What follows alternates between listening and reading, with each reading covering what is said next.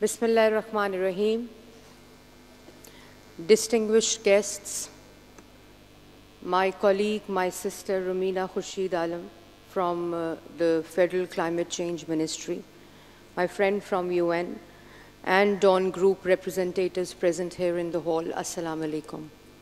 I can see lots of experts, lots of people from media, and also lots of people from the policymakers and civil society sitting here in the hall, which of course reflects the shared responsibility towards climate resilience and climate adaptation and mitigation. I would also like to thank Dawn Group for taking this very critical and important subject of air quality, Breathe Pakistan, under the banner of Breathe Pakistan. And I would want to congratulate Naz and her team, along with the team of Dawn Group and all the experts sitting here in this hall. For I was a bit skeptical last year when I participated in the similar conference, Breathe Pakistan 2025, I guess, in February last year. And I was not thinking that this will be a sustainable initiative, because sometimes private initiatives are based on lots of resources, and there's a less tendency of taking issues like climate change by the private sector, let alone the media. So my heartfelt congratulations to Naz, to you and your team and Dawn Group for sustaining this initiative, because that is the key to issues or challenges like climate change. So, and I would also want that other media houses, media channels, media groups should be made part of this consortium, and this should become a national consortium for climate resilience in Pakistan and across Pakistan. I will, as this is my talk from governance of climate change has been now converted into keynote speech. So I would try to be general about it, but I'll present a case study from Punjab under the leadership of our able Chief Minister. She took the climate resilience head on right after joining office back in February 2024. And as we all know, the place we are sitting, Lahore, the heritage hotspot of Pakistan, the cultural hotspot of Pakistan, the heartbeat of Pakistan, is confronted with seasonal smog, which is smoke plus fog. But ladies and gentlemen, I would also like to tell you that this is a year-long phenomenon. Smog is seasonal because we can see smog from October to December because of the fog. But the AQI levels of Lahore and of certain regions in Punjab were not very encouraging. So we started working on smog mitigation right after assuming office in March. I still remember that when I joined office and the Chief Minister said that you have to do something about smog. And I called a meeting right after that in March, and the entire government was in a complete state of shock that why in March are we talking about smog? So the first thing was to inculcate the sense that this AQI phenomena is a year-long phenomena. And when we looked at data and the PMT score to climate change, the first climate resilient vision was passed and launched by the Chief Minister, which had a complete time-bound action plan within that document of the vision. And similarly, we also launched our smog mitigation short-term, medium-term, and long-term plan that the Chief Minister had approved. And when I was addressing the Breathe Pakistan last year, we were in a state of starting different interventions, and I promised that we will be doing all these initiatives and interventions in the coming year. But alhamdulillah, when I speak about our interventions, the Punjab interventions, the provincial interventions in AQI, we've completed the entire legal framework. We've completed the entire technology database framework of Province Punjab. As we speak, we are now doing AI predictable modeling for first time ever forecasting of AQI levels across Punjab districts, because localization of this smog mitigation was very, very critical to the entire intervention. So as I was saying, that we took the multi-sectoral lens to smog mitigation, and these are the smog guns that we have just imported about 2 months back, and they are now on the streets and roads of Lahore. And what they do is, according to the preliminary research, they reduce PMT 2.5 and PMT 10 by around 25–30%. And if targeted operation, localized operation is carried out, it reduces it to about 45% of that targeted localization of PMT 2.5. So this is one intervention. And then we also now have, when we started off, we just had 2 non-functional AQI monitors across Punjab, which were also donated to us by JICA back in 2007. But now, alhamdulillah, for AQI monitoring, for predictable forecasting, AI predictable forecasting, we now have about 41 air monitors installed across Punjab, and we'll be finishing off with 100 monitors across Punjab by June 2026. So this is a breakthrough, because we did not have data. We relied on international websites and substandard quality air monitors installed unregulated. We have also brought them into regulation. There's an entire revamp of legal, legislative, and administrative functions of the Environmental Protection Force. We had very, very limited and compromised monitoring force, which is Environmental Protection Force, but alhamdulillah, now we have state-of-the-art Environmental Protection Force, which is also sectoral. We have force for different sectors. We have squads for different sectors. We have hawk squads for different industrial sectors also. So it's complete multi-sectoral policy for the entire intervention. As I said, that this is seasonal, so huge work has been done, and funds and implementation has been allocated to stubble burning across Punjab, because we all know that stubble burning is a major contributor after, and when I say major, during the seasonal smog I'm talking about. So for that we did not have a single superseder. That, of course, avoids the stubble burning for the farmers, but we did not have that. So we started off our program with subsidy program with 80% paid by the government and 20% paid by the farmer. And the cost of the one superseder was around 1.3 million, so we contributed about 800,000, and the rest was given by the farmer. So now when I speak, we have about 5,000 superseders working in smog-prone districts of division of Lahore and district Lahore also. And we now have a complete zoning of a stubble burning, mapping of the stubble burning zones. We have developed around 67 central zone stations that are monitoring stubble burning at the moment. So we invested, the Chief Minister has invested a lot in e-mechanization of agriculture machinery. So that also is helping in reducing the stubble burning across Punjab. Then also the institutional strengthening. We've completely, when we speak about climate resilience governance, we've completely revamped, restructured, and reformed the Environmental Protection Department, the Climate Change Department in Punjab, in terms of its HR, in terms of technology, in terms of data, and also in terms of implementing and monitoring. It's all centralized monitoring, all digital. Drone surveillance we've started for monitoring the industrial units across Punjab. The brick kiln is another major contributor in smog or AQI levels. So now, alhamdulillah, more than 11,000 brick kilns across Punjab are mapped, QR coded, and monitored across Punjab. So that's also something that we celebrate at Environmental Protection, and they all are linked to the central monitoring system at Environmental Protection Monitoring Cell. So this is the brick kiln that the campaign we run ourselves. Around 2,000, more than 2,000 brick kilns have been demolished. But when we demolish them, we make sure that they are converted into zigzag technology, and we seal the brick kiln unless they convert.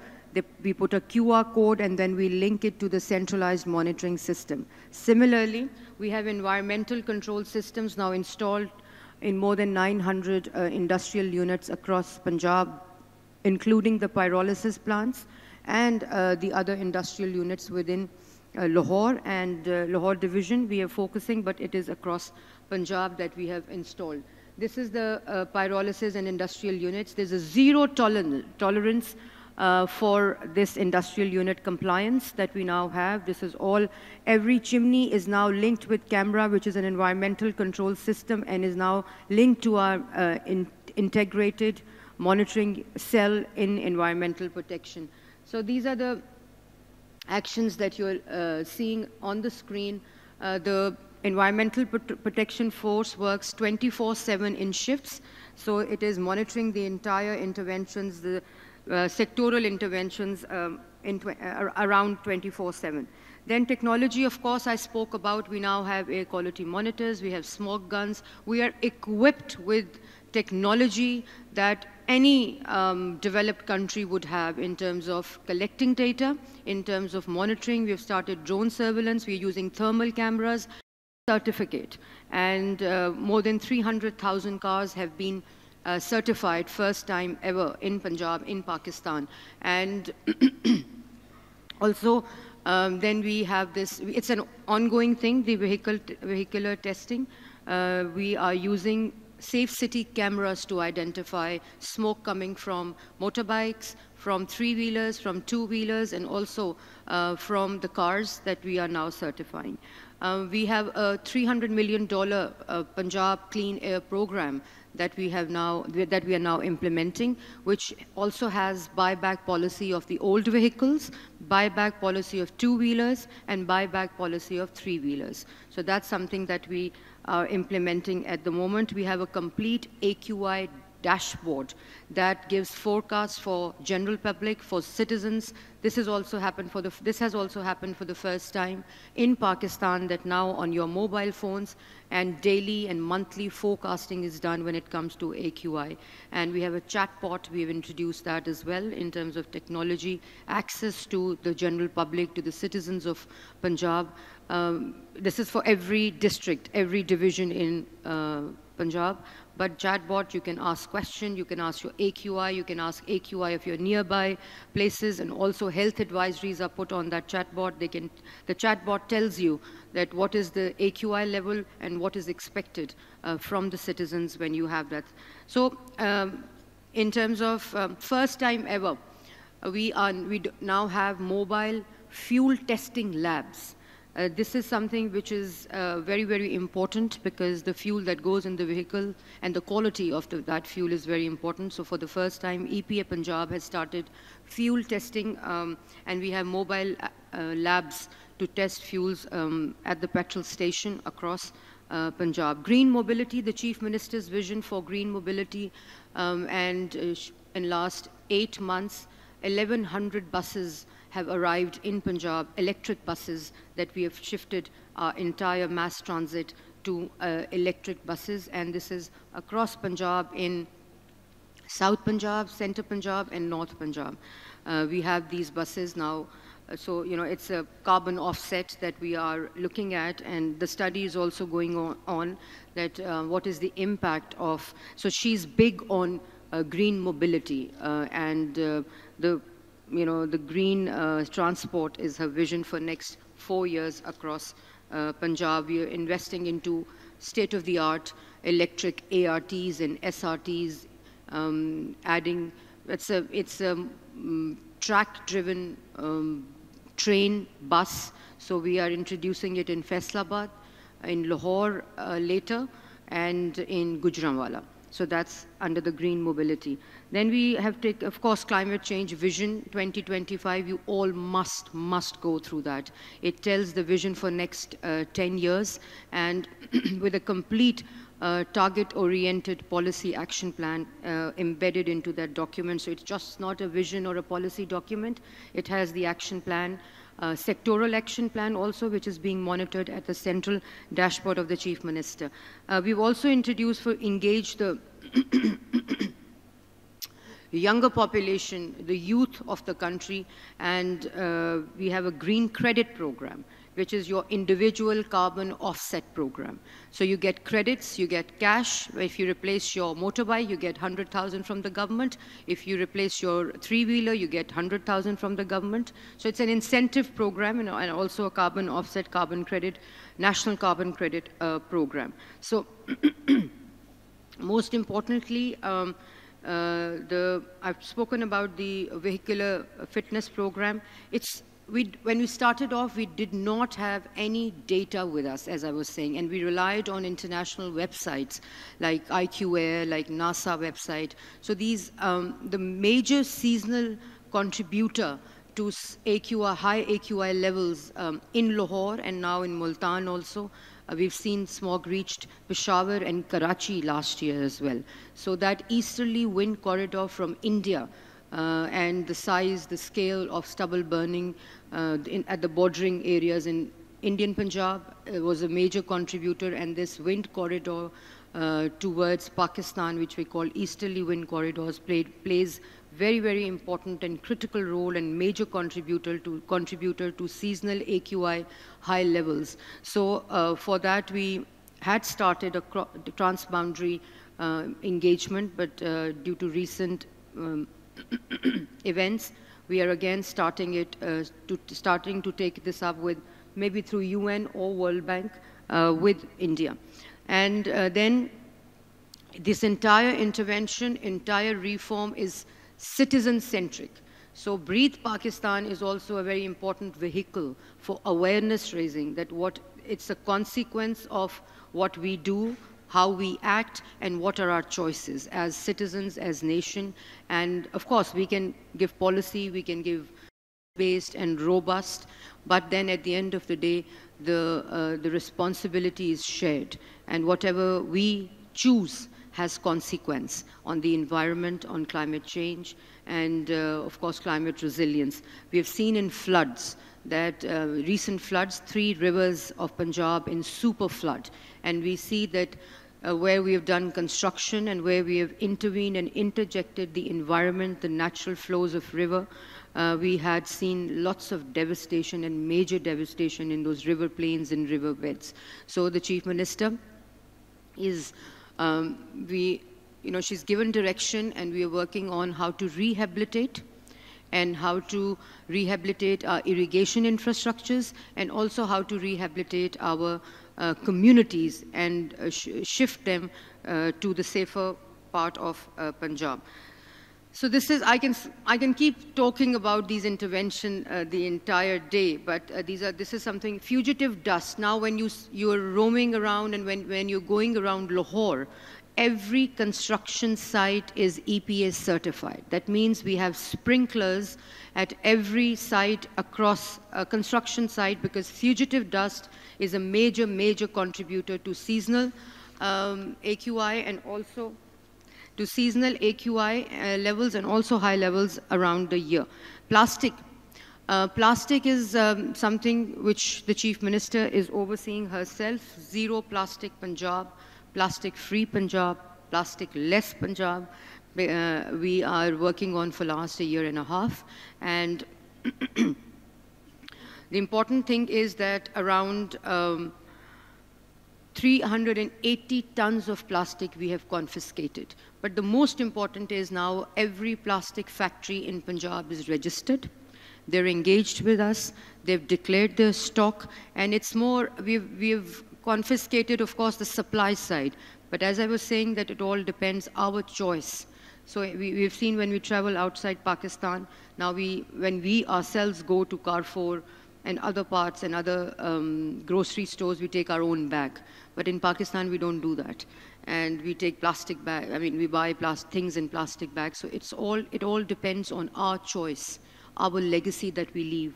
And the choices that we make today, of course, has an impact and consequence. So it's a huge awareness raising with the Say No to Plastic bag from the citizens' perspective. And that's how we're trying to engage the stakeholders, engage the citizens and the public to reduce their plastic use. I've spoken about the stubble burning. So this is how and what we are doing. And what you're seeing in the video is the recycled plastic. The plastic that we confiscate is now being used in making furniture, is used in making classroom chairs for our public schools. We've just embarked on a waste-wise smart school program. I was in Japan about a month ago, and I was in Tokyo with the chief minister. So I looked around for something on the streets or the roads, any waste, anything. I was telling to Naz and Shakil sir when they visited me. So I asked my embassy person that, the streets are so clean. I can't see anything on the road. Kuch bhi nahi tha road ke upar, nothing. So I was like, kitna, aur jo bridge the unka jo niche wali jagah thi, they were mirror clean. So I was like, wow. And I asked the embassy person that, the streets and the roads are so clean, the bridge, the underpasses are so clean. So he said, madam, don't look for waste on the roads or the streets, look for a dustbin. So, and I started looking for a dustbin. I could not see a single dustbin on the road in Japan. So that means that people are responsible for their own waste. They take the waste to their house, back to their houses. They have a small bag in their bags when they come to work or when they leave houses. And we went to this waste incinerator in Japan. So the chief minister said that we want the same technology in Pakistan, and our local government minister was with us as well. So the chief minister told her to explore this opportunity and have this technology placed in Pakistan and in Punjab. So when we came back and the local government minister was giving us the presentation after that, more research. So the entire waste management in Japan is for segregated waste. So that technology cannot be brought to Pakistan. So it's all segregated. So people at home, they segregate the waste, and the collectors, of course, come and collect the segregated waste. So now we are going to China for that technology and waste incinerators. So we've started this in schools. We thought schools would be the right place to start this and embedding it into our curriculum. So we have now started it, and after the 30th of October, I think, after the 30th of October, the schools have to keep 5 recycled bin at school mandatory, and otherwise they'll be fined, and of course other things, but so far, and in all public schools. So these, the waste and the plastic that we have confiscated is now being used to make those dustbins for public schools, and the private schools, of course, will have these on their own. So this is how we are changing or reshaping the climate resilient landscape across Punjab. Lots to tell you, and lots of interventions that we are doing. But we again, in Japan, the roads are cleaned at 4 a.m. in the morning. And the entire day, then, the citizens keep the roads clean. There's no expectation from the government to clean the road after 4 a.m. Then the responsibility from the government shifts from 4 a.m. to the citizens of Tokyo and other cities of Japan. So here you see, every time we're on road, the Chief Minister's visionary program of Suthra Punjab, that's a waste management cleanliness program that we have launched last year, and now we have around 100,000 people working in Suthra Punjab. 35 billion machinery we've invested. But when you go on the road, of course you see clean Lahore, clean Punjab. It's a paradigm shift, this waste management, cultural shift, paradigm shift to cleanliness, but they're constantly cleaning the road. You see them every time on the road, cleaning the road. So the citizens do not realize, and they have to realize, that this is our choice that we make, and we have to keep our city clean. We have to keep our AQI low, the levels. It's us. The government can give you policy. The government can give enabling environment. The government can incentivize because of the economic part of it, but the government cannot do the part of citizens. We have to offset our carbon choices. And I would also like to mention my team here. Imran, Director General EPA, is sitting here, who has done remarkable job. And when I was posting him at Environmental Protection Agency, because in past, whoever was posted as Climate Change Secretary or DG EPA was considered to be, you know, that they've not done well in other departments, and that's why they've been moved to a department like Climate Change, Environment, or EPF for that matter, and they've been penalized for not doing well. And he came to me for interview, and I said, I'm appointing you here because we had just joined government. And he was also slightly skeptical that what will happen. But now when I told him when I wanted to shift him to some other role, he said, no, I'm working as DG Environment Protection Agency, and I'll keep working at that position. So Imran, if you can just stand up. So he's a star of our team. The work that we show on the screens, the work that we show, and then, of course, that we represent and we showcase is all done by the team of environmental protection. I would also like to mention here the previous secretary. He's now joined as Commissioner Faisalabad, and he also, Jahangir Saab, he's friend of media also, and he's also done a remarkable work at climate change, which is now being carried forward by Secretary Silvat, who's here with me, a remarkable source again. She's working very hard, and she's introduced lots and lots of programs for carbon offset with schools, with policymakers, with stakeholders, because of course we've entered into smog season already. We're in smog seasons, but alhamdulillah, because of the weather conditions. Last year we gained about 11 good days, which was a huge step forward.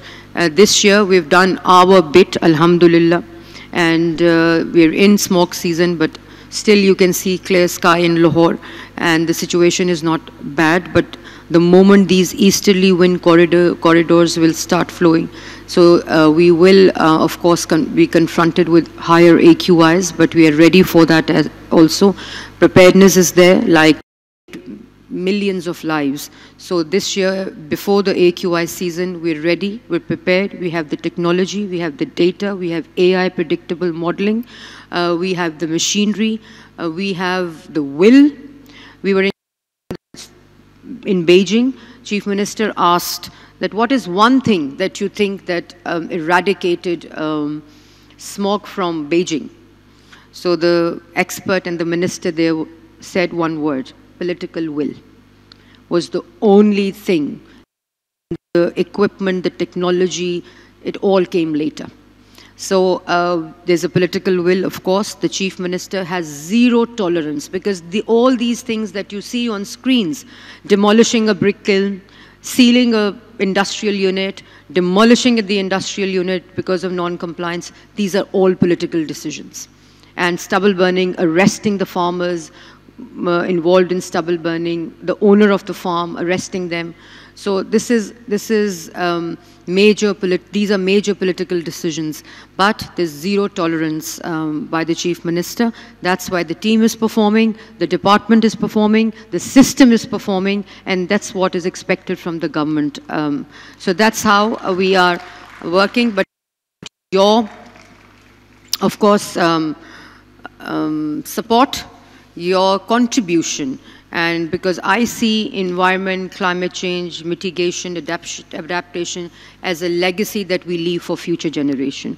And the choices that we make, and we need to also educate our children, because they are technology savvy, of course, and they are technology natives, Gen Zs. So the technology should, and Breathe Pakistan, of course, is doing the right thing through the social media. They are trying to raise awareness of the general public, the youth, people of Pakistan, coming from Karachi to Lahore, and of course next year maybe in Islamabad. Islamabad was last year, and Lahore, and now maybe we go to Karachi next year and present our case from Punjab. So ladies and gentlemen, I apologize for a long talk, but as I say, we all need to invest our time, our focus on subject like these, because it affects each one of us every day, every minute, every second. So thank you very much. Thank you for listening, for your patience also. And I would like to, in the end, thank Dawn Group again for taking this up. And we will, of course, be active partners along this journey with you. Thank you so much.